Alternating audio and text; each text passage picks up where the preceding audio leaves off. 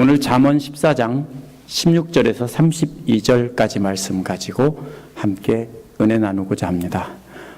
말과 행동으로 남에게 유익 끼치며 힘들더라도 다른 사람을 지혜의 말씀으로 양육하는 사람이 지혜로운 사람이라 그랬습니다. 그런 사람을 발견하고 그런 사람과 사귀어야 한다고 했습니다. 하지만 지혜의 길은 오직 하나님을 경외하는 사람에게만 보이기 때문에 세상 탐욕에 눈이 먼 사람들에게는 이런 사람들이 어리석게 보이고 미련하게 보인다는 것입니다. 그러므로 지혜의 사람들과 사귀며 지혜의 말씀을 배우고 그 말씀을 따라서 한 걸음 한 걸음 조심스럽게 발을 내디뎌야 된다라고 했습니다. 이제 두 종류의 사람의 발걸음을 비교합니다. 바로 앞에서 발걸음을 내디뎌야 된다 했는데 조심스럽게 내디뎌야 된다고 했는데 두 종류의 발걸음을 비교를 합니다. 먼저 이 발걸음이라고 하는 말은 행동을 비유적으로 말한 것입니다. 그래서 행동을 비교한 뒤에 그 다음에 그 행동의 결과가 어떤 일이 일어나는가를 또 비교합니다.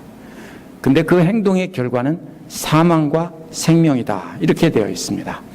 그러므로 오늘 말씀을 자세히 보면서 우리는 어떻게 하면 생명의 길을 갈 수 있는가 알아보도록 하겠습니다. 첫 번째로 16절에서 24절은 슬기로운 사람과 미련한 사람의 발걸음, 즉 행동을 비교합니다. 15절에서 슬기로운 사람은 발걸음 하나하나를 생각한다고 했습니다. 그런데 이제 16절에서 슬기로운 사람은 발걸음 하나하나를 생각하다가 악한 길을 발견했습니다. 이거 큰일 났다 하고 그 다음에 어떻게 합니까? 발걸음을 돌려 피하는 모습이 나옵니다. 그게 바로 뭡니까? 두려워한다는 것인데 두려워하는 것은 누구를 두려워합니까? 그 발걸음이 두려운 게 아니라 하나님이 두려운 것입니다.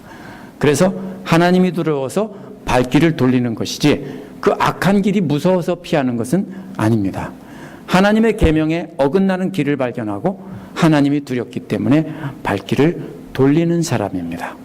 반대로 미련한 사람은 어떻다고 했냐면 자신만만해서 조심할 줄 모른다고 했습니다. 조심할 줄 모른다는 말은 두려워한다는 말의 반대말입니다. 하나님을 두려워하지 않기 때문에 비꺼짓고 어때서 하고 발을 푹푹 내딛는 모습입니다. 성큼성큼 악한 길이건 말건 상관없이 막 가는 겁니다. 아주 자신만만하다는 말은 안전하다고 스스로 확신하는 것입니다. 그런데 사실은 그의 판단이 틀렸습니다. 하나님을 두려워하지 않기 때문에 자기의 잘못된 판단을 기준으로 해서 그걸 확신하고 성큼성큼 길을 걸어가고 있습니다. 그런데 17절은 16절에 미련한 사람의 두 가지 행동을 자세히 설명했습니다. 먼저 성을 잘 내는 사람은 어리석은 일을 한다고 했습니다. 여기서 어리석은 일을 한다는 말은 16절에서 조심할 줄 모른다는 말을 자세히 설명한 것입니다. 원어는 무슨 뜻이냐면요, 짧은 콧김이라는 뜻입니다. 짧은 콧김. 자, 콧김을 천천히 내쉬면 어떻게 됩니까? 푹 내쉬지만 짧은 콧김은 뭡니까? 화가 나면 팍 내뿜는 거죠. 짧은 콧김이라는 뜻입니다. 화가 나서 분노를 만화책에 나오는 만화처럼 코에서 뭐가 나옵니까? 만화책에서 콧김이 확 나오는 것처럼 그려놓죠? 그런 모습입니다. 그래서 분노를 터뜨리는 모습입니다. 이러한 분노는 급하면서 짧은 법입니다. 그리고서는 뭐라고 합니까? 나는 화끈한 사람이야. 이렇게 말하죠. 확 터뜨려 놓고 화끈하다라고 하죠. 그리고 아무 생각 없이 마치 지뢰밭을 성큼성큼 발을 내딛는 모습입니다. 안전해. 여기 다 괜찮아. 근데 거기에는 지뢰가 깔려 있습니다. 여자분들이라 지뢰가 뭔지 모르시나요? 영화에 보면 밟으면 터지는 겁니다. 그래서 이 유대교 랍비들은요, 이렇게 분노를 터뜨리는 것을 다음과 같이 끓는 냄비로 비유했습니다. 냄비가 끓어 넘치면 자신에게로 흘러 넘친다라고 했습니다. 냄비나 주전자가 끓어서 맛있는 된장찌개나 매운탕이 끓어 넘치면 어떻게 됩니까?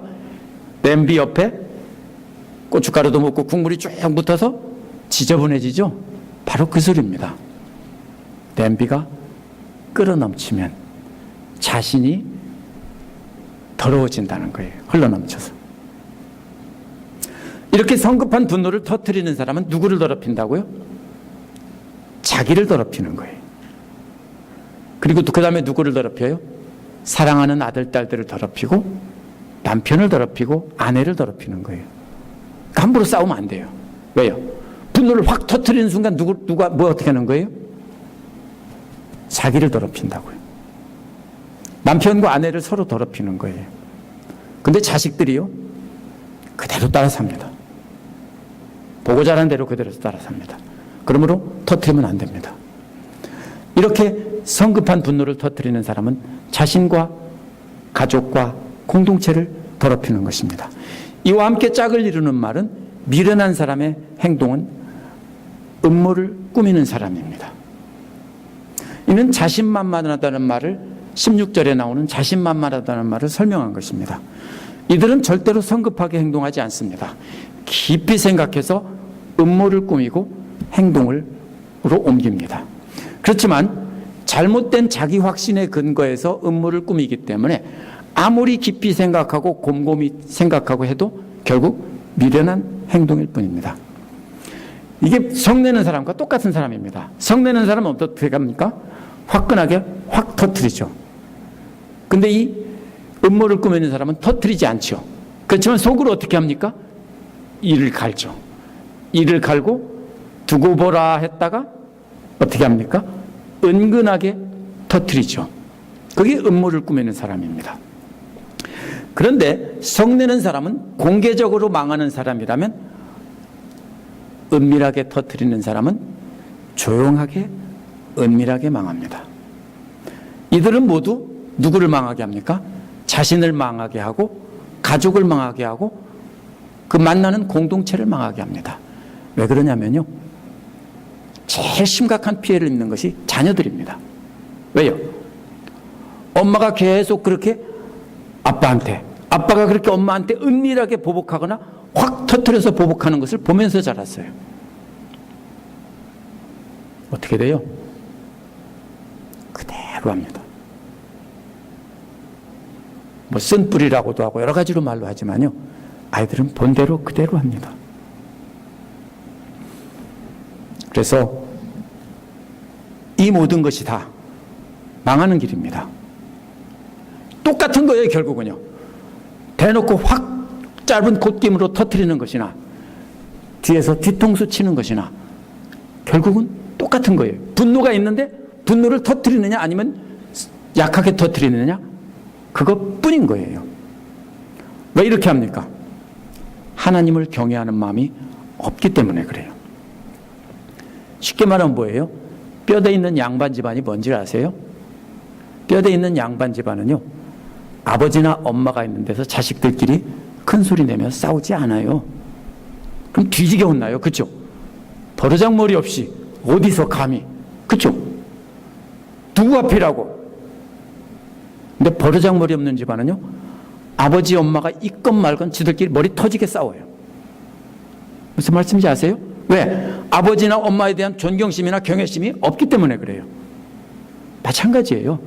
분노를 터뜨리는 사람은 하나님을 두려워하는 마음이 없기 때문에 분노를 터뜨리거나 또 살짝 뒤에서 터뜨리는 거예요. 이제 18절은 생각하고 행동한 결과를 비교합니다. 어수룩한 사람은 어수룩함을 유산으로 받는다고 했습니다. 근데 15절은 어수룩한 사람은 한 명인데요, 18절에서는 이게 한 명이 아니라 복수입니다. 왜냐하면 앞에서는 한 명 가지고 대표로 얘기했는데 이제 어수룩한 사람들은 이런 뜻입니다. 이들이 물려받는 어수룩함이라는 말은 원래 우상숭배의 결과물입니다. 하나님이 아닌 우상을 선택하고도 자기가 지혜롭게 잘 선택했다고 하나님 앞에서 교만한 태도를 취하는 것입니다. 다시 말하면 하나님을 두려워하는 마음이, 경외하는 마음이 없기 때문에 스스로 자기를 하나님보다 더 높이는 겁니다. 그게 우상숭배입니다. 내가 하나님보다 더 높아. 하나님이 어디 있어? 내가 하나님이야. 말로는 믿는다고 하는데 실제로 행동은 자기를 제일 높은 자리에 올려놓는 사람입니다. 이것이 바로 이 어수룩한 사람들입니다. 다시 말하면 하나님을 경외하는 마음이 없고 스스로가 하나님이라고 생각하는 사람들입니다. 반대로 슬기로운 사람은 지식을 면류관으로 삼는다고 했습니다. 슬기로운 사람은 스스로 높이지 않습니다.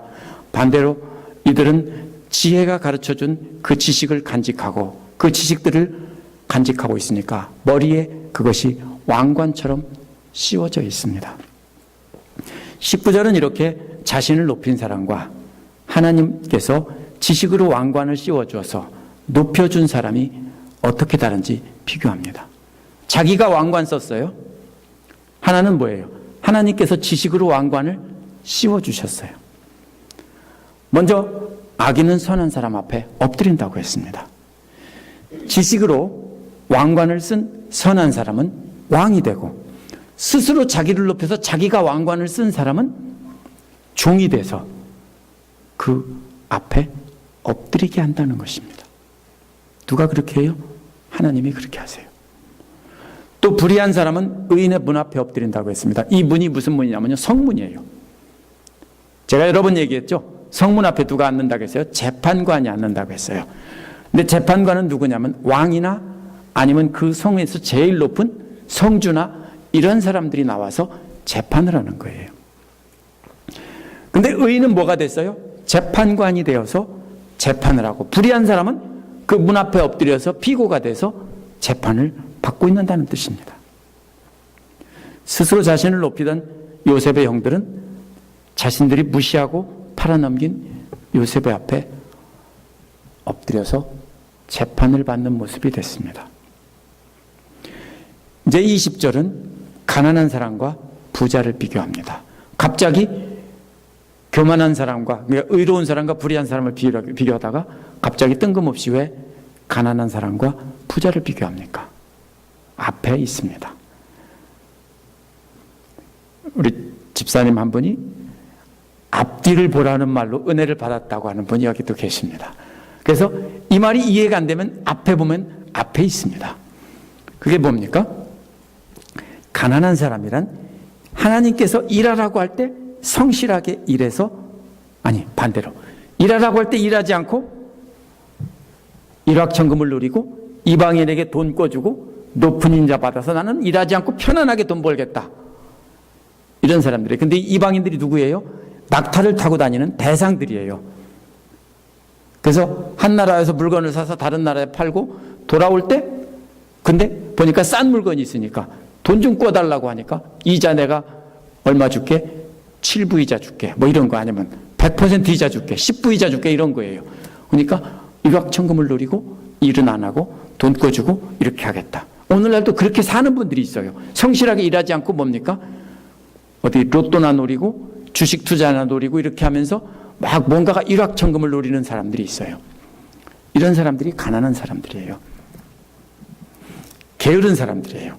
불의한 방법으로 돈을 벌려고 했는 사람들인데 결국 이 사람들은요, 불의한 사람들이에요. 이러한 사람들은 이웃에게 미움을 받는다고 했어요. 왜 미움받아요?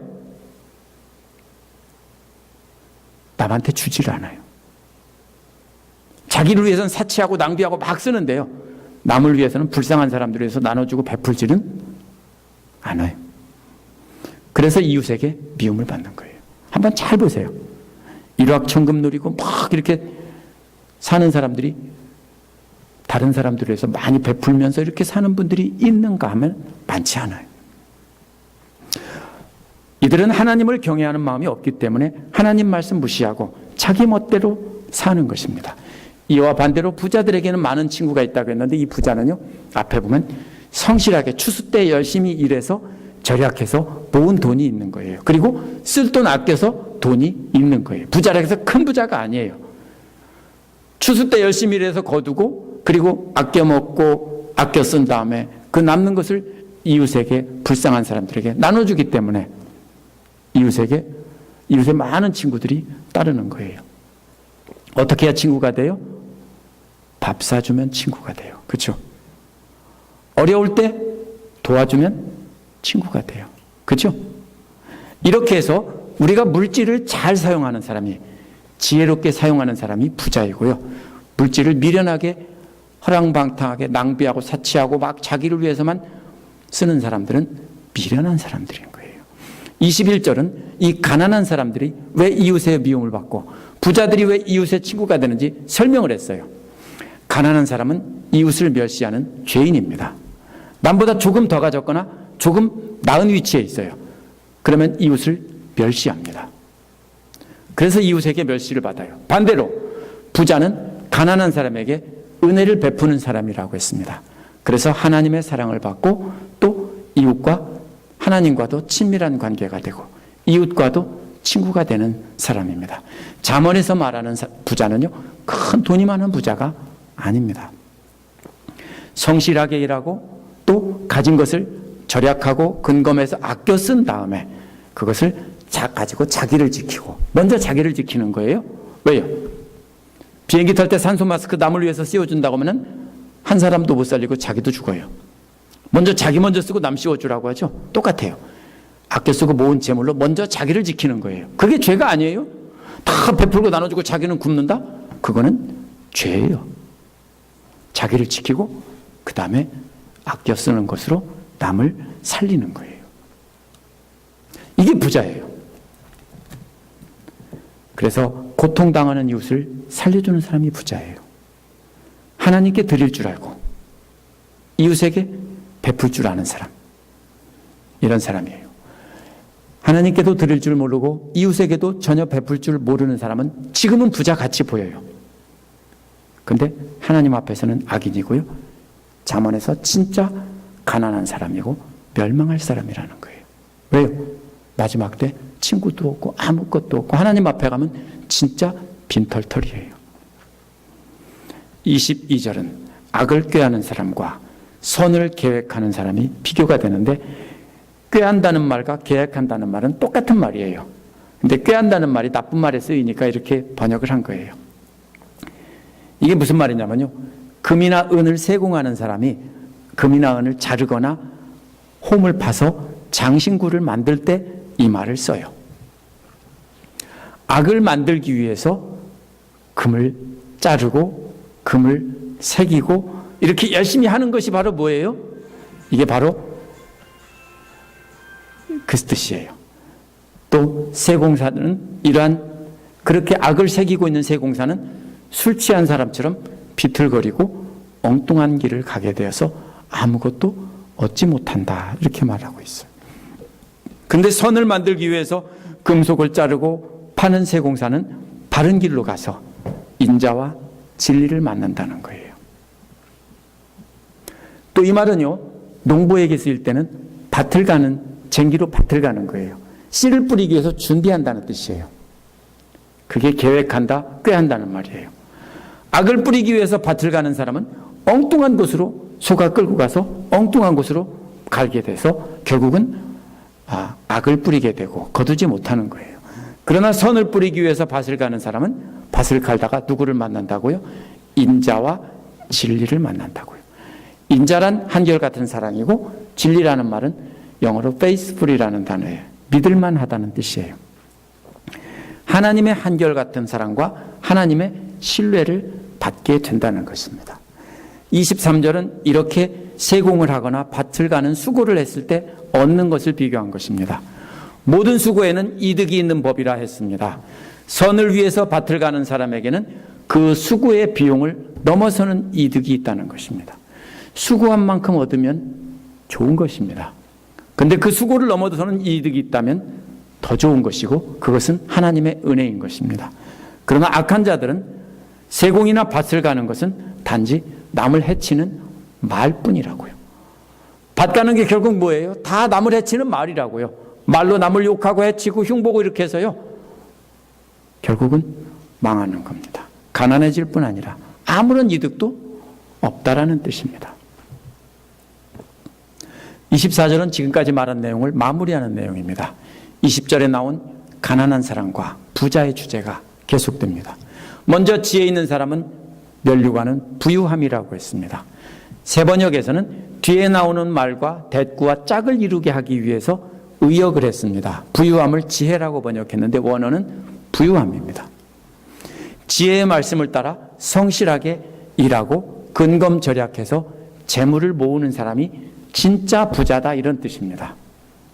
이런 사람은 그 재물로 가난한 사람에게 사랑을 베풀어 주기 때문에 그 부유함이 왕관처럼 빛난다는 겁니다. 오늘날 미국에서도 존경받는 부자가 어떤 사람입니까? 이런 부자입니다. 그죠? 돈을 많이 벌어서 가난한 사람을 위해서 쓰고 하나님 나라를 위해서 쓰고 이렇게 성실하고 검소한 삶을 사는 사람들은 어떻게 합니까? 사람들이 다 존경해 주죠. 그래서 그 부가 뭐처럼 빛난다고요? 왕관처럼 빛난다는 겁니다. 그런데 반대로 어리석음은 미련한 사람의 화환이라고 했습니다. 원어는 미련한 자의 어리석음은 어리석음이다 이렇게 되어 있습니다. 자신들이 스스로 왕관을 만들어 썼습니다. 빛이 날 줄 아는데 그것은 뭐라고요? 이름했는데 어리석음이라고요. 빛나는 부유함이 아니고 어리석음이라고요. 이 어리석음은 뭐예요? 하나님의 책망입니다. 하나님의 책망을 쓰고 있는 겁니다. 재물을 자신들의 탐욕과 자신들의 왕관을 사는데 다 써버렸습니다. 그런데 그것은 하나님의 책망을 받는 어리석음이다라는 뜻입니다. 요즘식으로 말하면 미련한 자들은 오직 자신의 명품을 사고 고급차를 사고 좋은 집을 사고 자신의 좋아하는 마약 사고 이러는 거 사서 자신의 쾌락을 위해서 다 써버리는데 그게 바로 뭐라고요? 멋진 걸 쓰고 있는 부유함을 자랑하는 줄 알지만 어리석음이라고요. 그게 그 머리에 쓰고 있는 것이. 그런데 성실하게 일해서 좋은 것 갖는 것은 죄라는 뜻은 아니에요. 우리가 성경을 오해하면 안 돼요. 그러나 하나님의 뜻에 따르지 않고 자신의 탐욕을 따라 이렇게 쾌락을 위해서 써 없애는 사람들은 바로 하나님 앞에 책망받을 죄예요. 어떻게 알아요?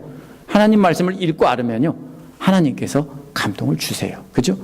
이거는 쓰지 말고 이것은 이렇게 써라 하는 감동을 주세요. 그러면 그대로 쓰면 되는 거예요. 하나님이 어떤 부모가 아들이나 딸이 아버지가 준 돈 가지고 거지처럼 살기를 바라는 부모가 어디 있어요? 절대로 거지처럼 살라는 뜻은 아니에요. 그러나 하나님 뜻에 합당하게 사용해야 된다는 것이에요. 먼저 하나님께 드릴 것 드리고, 전 이게 우선이라고 생각해요. 그 다음에 자신을 위해 쓰는데 아껴 써야 돼요. 그 다음에 남은 것으로는 이웃과 또 좋은 일을 위해서 쓰는 거예요. 그러면 기쁨이 있어요. 근데 엉뚱한 데 가서 자신의 쾌락을 위해서 써버리면 그때는 좋지만 돌아서고 나면 씁쓸하고 찝찝하고 기분이 안 좋아요. 그런 뜻이에요. 두 번째로 25절에서 32절은요, 생명과 사망을 비교한 거예요. 어리석은 사람과 지혜로운 사람의 마지막은 사망과 생명입니다. 그래서 이 부분은 사망과 생명을 비교합니다. 먼저 25절은 진실한 증인과 거짓말을 숨쉬는 사람이 비교됩니다. 이렇게 돼 있어요. 진실한 증인과 거짓말을 숨쉬는 사람. 재판정에서 진실을 증언하는 사람은 억울하게 고소당한 사람의 생명을 살립니다. 대부분 이 재판은요, 옛날 이스라엘에서 이러한 어떤 하나님의 계명을 어긴 것에 대한 재판을 받기 때문에 유죄 판결을 받으면 돌에 맞아 죽는 겁니다. 간음을 했다 했을 때 죽는 거고, 십계명을 어겼다라고 했을 때 대부분 돌에 맞아 죽는 것입니다. 아니면 추방당하는 것입니다. 그런데 이때 그 고소가 거짓이라는 것을 증명해주면 그 사람을 살리는 겁니다. 그러면 이 증인은 무엇을 위해서 말하냐면 생명을 살리기 위해서 진실만을 짧게 말합니다. 그런데 위증이라는 말은요, 거짓말을 숨쉰다는 얘기입니다. 숨쉬는 게 어떻게 하는 거예요? 한마디예요? 아니요. 이게 거짓말로 숨쉬는 거예요. 계속 숨쉬고 내뱉는다고요. 끊임없이 거짓말을 해대는 모습을 비교하고 있습니다. 습관적으로 거짓말을 합니다. 25절에서 진실한 증언을 하는 사람은 26절에는 여호와를 경외하는 사람이라고 했습니다. 여호와의 계명을 두려워해서 순종하는 사람입니다. 이런 사람에게는 강한 확신이 있게 됩니다. 이런 사람의 자녀들은 피난처가 생긴다고 했습니다. 물론 육신의 자녀들에게도 피난처가 생깁니다. 왜? 엄마가, 아빠가 늘 그렇게 하나님을 두려워하면서 이렇게 사는 모습을 봐왔으니까 자녀들도 그 모습을 보고 그대로 돼서 그것이 자녀들에게도 피난처가 됩니다. 그러나 이것은 가르치고 돌보는 영적인 자녀들도 자녀입니다. 그들에게도 피난처가 생긴다는 것입니다. 27절은 이렇게 여호와를 경외하는 것이 생명의 샘이라고 했는데요. 13장 14절과 비슷합니다. 13장 14절에서는 지혜 있는 사람의 가르침이 생명의 샘이라고 했는데 그 가르침이 결국은 여호와를 경외하라는 것입니다. 그래서 여호와를 경외하는 사람을 만나면 그 사람을 통해서 생명의 샘물을 마시고 죽을 사람이 살아나게 되는 것입니다. 그래서 죽음의 덫에서 벗어나게 되는 것입니다. 26절에서 영적인 자녀들에게 피난처가 된다고 했는데 27절에서는 이미 죽음의 덫에 걸려서 죽어가는 자녀들을 살아나게 하는 샘물이 되게 한다는 것입니다. 이제 28절에서는 백성이 많은 것은 왕에게 영광이지만 백성이 적은 것은 통치자의 몰락이라고 했습니다. 왜 갑자기 왕이 나옵니까? 왕이란 하나님의 백성들을 바른 길로 이끄는 지도자입니다. 오늘날은 정치와 경제와 종교가 분리되어 있지만 옛날에는 그런 게 아닙니다. 고대 원시 국가에서는 왕이 결국 뭡니까? 제사장이고 이런 경우가 많았습니다. 예를 들면 그런 겁니다. 사사시대 사사들이 결국 뭡니까? 왕과 같은 역할을 하면서 백성들을 다스리고 백성들을 하나님 앞으로 인도하고 이런 모든 기능을 다 담당했던 것입니다. 그러다가 사회가 발전하면서 분화되면서 왕 따로 있고 제사장 따로 있고 이렇게 따로 있게 되는 겁니다. 그러면 여기서 이 말은요, 지도자라는 뜻입니다. 그래서 이런 지도자 때문에 많은 사람이 생명을 얻으면은, 그래서 생명을 얻어서 살아난 사람들이 많이 있으면은 그 사람은 뭐예요? 그 지도자의 영광입니다. 우리 집사님들 때문에 살아난 사람이 많으면은요, 그게 누구의 영광이에요? 나중에 하나님 앞에 가면 우리 집사님들의 영광이에요. 앞에서 왕관이라는 것과 결국은 통할 수 있는 말이에요. 그러나 사람들을 살리부터 다 멸망에 빠지기 위해서 지도자가 따르는 사람이 하나도 없으면 그게 무슨 지도자예요? 나는 왕이로소이다 그러는데 아무도 따르는 사람이 없어요. 다 죽었어요. 그러면 왕도 죽은 거예요. 이런 뜻이에요. 어떤 지도자가 백성을 살리는 지도자이고 어떤 지도자가 백성을 망하게 하는 지도자입니까? 29절에 나옵니다. 좀처럼 성을 내지 않는 사람은 명철한 사람이지만이라고 했습니다. 이 17절에서 성을 내는 사람은 짧은 콧김이라고 했는데 여기서는 긴 콧김입니다. 화가 나지만 얼굴 근육을 펴고 웃으면서 심호흡을 길게 하는 것이 긴 콧김입니다. 언제 그렇게 합니까? 화날 때 한숨 푹 쉬고 푹 심호흡하면요 진짜로 차분해져요. 그렇죠? 뭐 요가나 뭐 이런 데서 뭐 동양 무슨 뭐 철학 뭐 이런 데서 심호흡하고 단전호흡 한다는 것도요 결국은 이 화를 가라앉히고 천천히 숨 쉬는 거예요. 그러면 뭐가 돼요? 이제 이해가 많다라고 했습니다. 참고 끝까지 들어주다 보니까 이해력이 넓어지게 되는 거예요. 이게 복된 사람이에요. 화나는 사람이 어디 있어요? 화가 나죠. 그런데 참고 숨을 길게 내쉬면서 끝까지 웃으면서 들어주면은 이해하게 되고 이해심이 많아지는 거예요. 반대로 성미가 급한 사람은 또 나왔습니다. 성미가 급한 사람은 어리석음을 드러낸다고 했습니다. 17절에는 짧은 콧김이었는데 이번에는 짧은 바람이라고 했습니다. 이 바람이라는 말은 영이라는 뜻입니다. 성령이라고 할 때도 이 바람도 이 말을 씁니다. 짧은 영이란 인내의 한계가 짧아서 인내의 한계에 쉽게 도달하는 사람입니다. 그런 사람은 어리석음만 높이 드러내서 다 알게 합니다. 따라서 쉽게 분노를 터뜨리는 사람은 지도자가 되면 안 됩니다. 교회에서. 만약 목사가 툭 하면 승질 팍 내고 자기 부인을 두들겨 패고 밥그릇 밥상 갖다 뒤집어 엎고 그런다면은 하지 못하게 해야 됩니다. 그렇죠?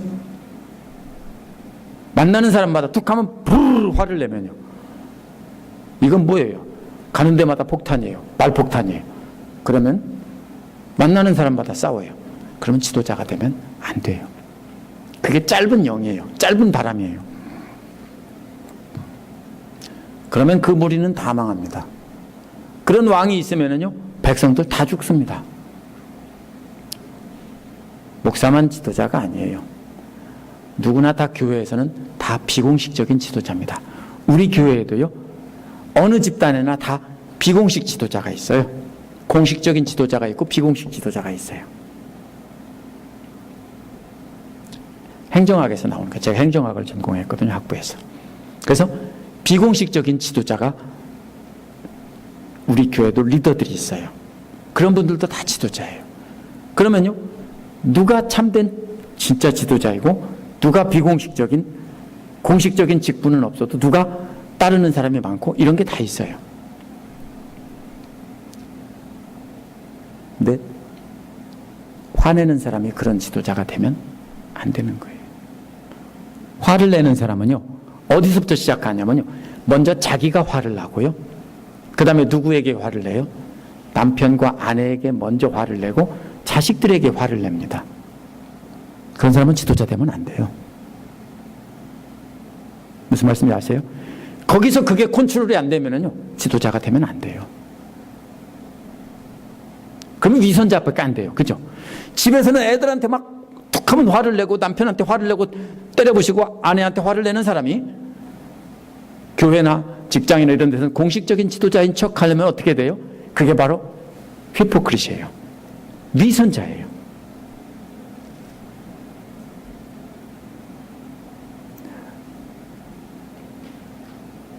지금까지 그렇게 옛날에 그렇게 사셨으면요, 자식들 다 망하게 한 거예요.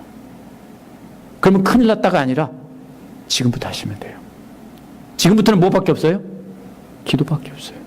하나님의 능력밖에 없어요. 하나님의 능력을 붙잡고 매달리면서 기도하고 지금부터라도 본을 보이면요, 하나님께 변하게 하세요. 이렇게 분노를 터뜨리는 사람과 참는 사람이 어떻게 되는지를 비교한 것이 30절이에요. 먼저 마음이 편안하면 몸에 생기가 돈다라고 했어요. 근데 마음이 평안하다는 말은요, 히브리어로 치료하는 마음이라는 뜻이에요. 이게 무슨 뜻이에요? 모든 병은 마음에서 생겨요. 근데 앞에서 분노를 참고 숨을 크게 한번 쉬면은, 천천히 긴 숨을 쉬면은 어떻게 돼요? 호수같이 잔잔하고 평온한 마음이 돼요. 그게 바로 치료하는 마음이에요. 근데 29절에서 화가 나도 참고 하나님 앞에 서 있다는 것을 알기 때문에 하나님 앞에서 경외하는 마음으로 분노를 터뜨리지 않고 참는 거예요. 심호흡을 하는 거예요. 마치 뭐예요? 뼈대 있는 집안은요, 돈 많은 집안이 아니에요. 한국에서는요, 전통적으로 양반이라고 해서 돈 많은 사람, 권력 있는 사람을 양반이라고 존경한 적이 없어요. 당대는 힘이 있지만 어떻게 해요?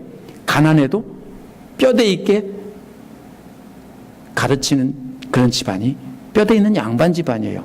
한국의 귀족들이 유럽의 귀족들과 다른 것이 돈이 귀족이 아니라 가르침이, 도덕이, 행동이 양반인 거예요. 우리나라 양반 선비들은요. 오늘날도 똑같아요. 돈이 많으면 그냥 졸부예요. 지위가 높으면 그냥 권력을 가진 사람이에요. 사회에서도 그런데 하나님 앞에서도 마찬가지예요.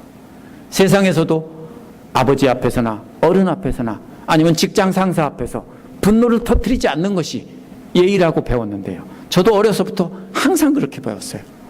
아버지 앞에서는, 엄마 앞에서는 숟갈도 함부로 놓지 말고, 말도 함부로 하지 말고, 승질도 부리지 말고, 어디서 쌍놈같이 이렇게 배웠어요. 만약에 그런 걸 못 배우셨으면요, 잘못 배운 거예요. 만약에 자식들에게 그런 걸 안 가르쳤으면요, 잘못 가르친 거예요. 어디서부터 시작해요?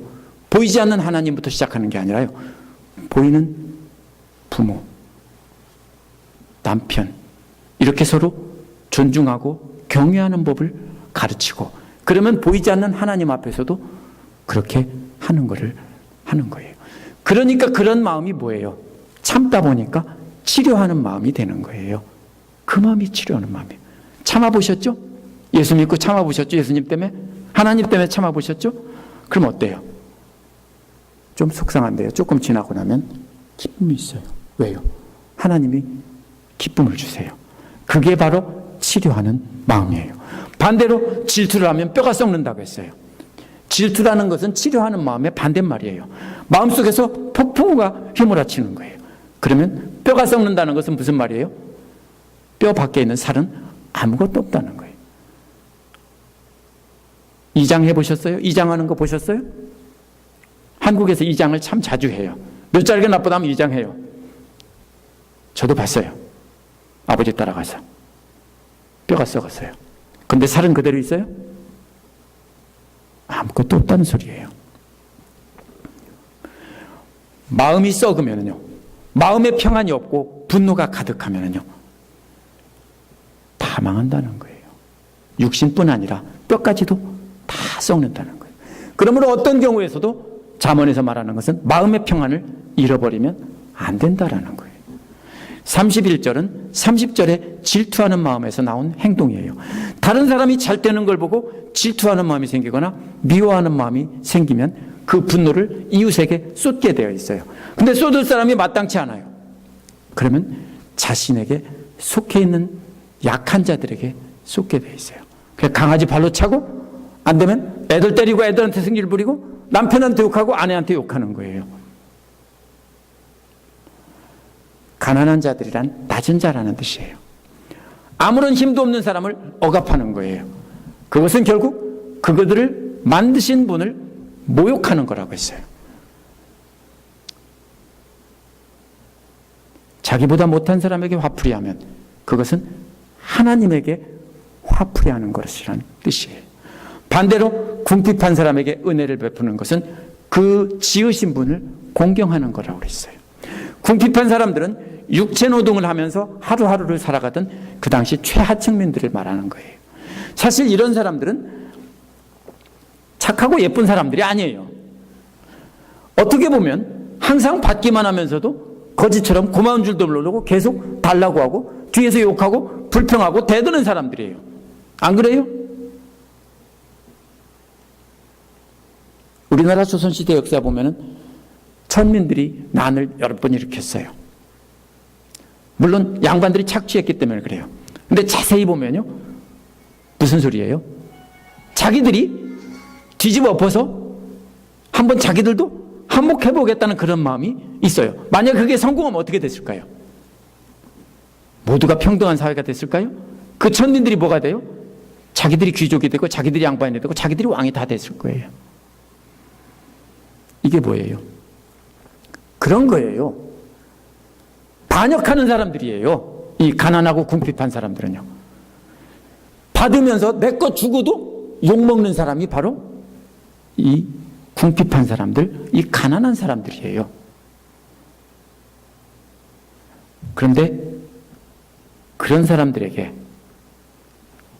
항상 받기만 하면서도 고마운 줄 모르고 대드는 사람들에게조차도 평온한 마음을 가지고 계속 은혜를 베풀면 그것이 바로 하나님을 공경하는 셈이라는 거예요. 내게 잘하는 사람에게 잘하는 거는 정말로 나쁜 사람도 해요. 그건 사랑이 아니에요.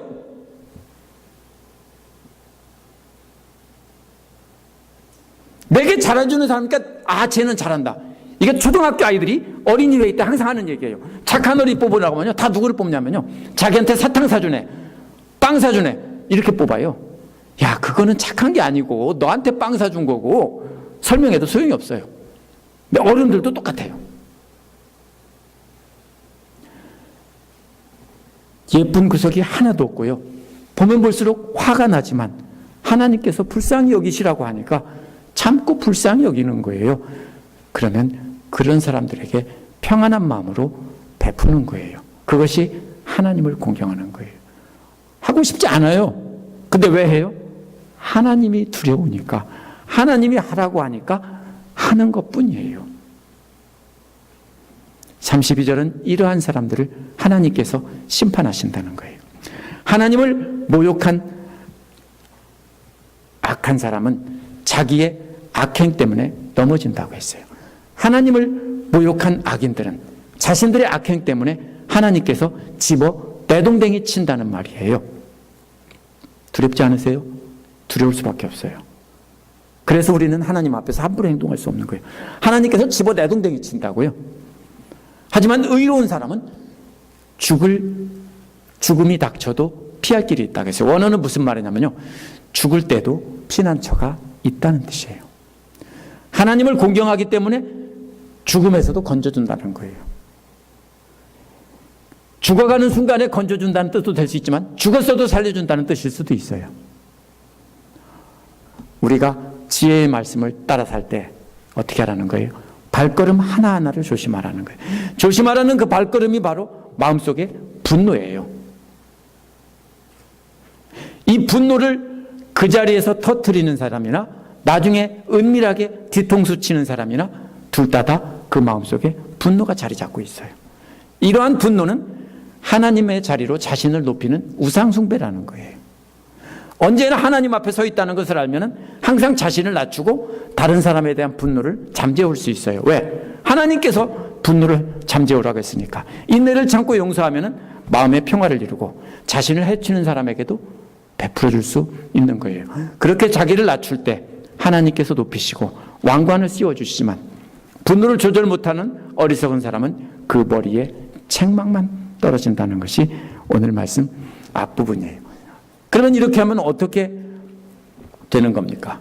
이렇게 하면 하나님의 앞에 서 있다는 것을 알기 때문에 우리는 하나님 앞에서 마음을 다스리는 거예요. 그러면 다른 사람을 살리는 생명의 샘물이 되는 거예요. 어떻게 해요? 자기가 욕하고 대들었는데 거꾸로 은혜를 베풀면요, 저 사람은 어떻게 저렇게 되지? 미쳤나 돌았나 이렇게 하다가 저 사람이 예수를 믿는데 그러는 거예요. 뼈대 있는 집안 자식이라면 부모 앞에서 형제들끼리 욕하고 치고받고 싸우지 않아요. 왜냐하면 두렵고 떨리는 마음으로 부모를 존경하기 때문에 그래요. 그런데 만약 부모 앞에서도 제멋대로 싸운다면 부모가 권위가 서 있지 않은 콩가루 집안이에요. 마찬가지로 말씀으로 바로 배운 하나님의 사람들은 거룩한 하나님 앞에 서 있기 때문에 함부로 분노를 터뜨릴 수가 없어요. 항상 하나님이 계시잖아요. 우리에게 진짜로 필요한 것이 뭡니까? 이러한 평안이에요. 모든 것이 잘 돼서 편안하다 평안이 아니라 마음속에 풍랑이 일어나야 될 때 하나님께서 함께 계시기 때문에 그 숨을 참으면서 분노를 잠재우는 사람이 그게 바로 평안이에요. 모두가 잘해줘서 평안하면 그건 평안이 아니에요. 모두가 대적하고 욕하고 내가 생각하기에는 나는 지옥 같은 마음이라도 하나님께서 참으라고 하니까 참고 친절을 베풀면 그것이 진짜 평안인 거예요. 그 평안이 바로 오늘 말씀에서 말하는 그게 지혜라는 거예요. 32절에서 분노를 터뜨리는 어리석은 사람은 하나님께서 내동댕이 친다고 했어요. 어떻게 내동댕이 쳐요?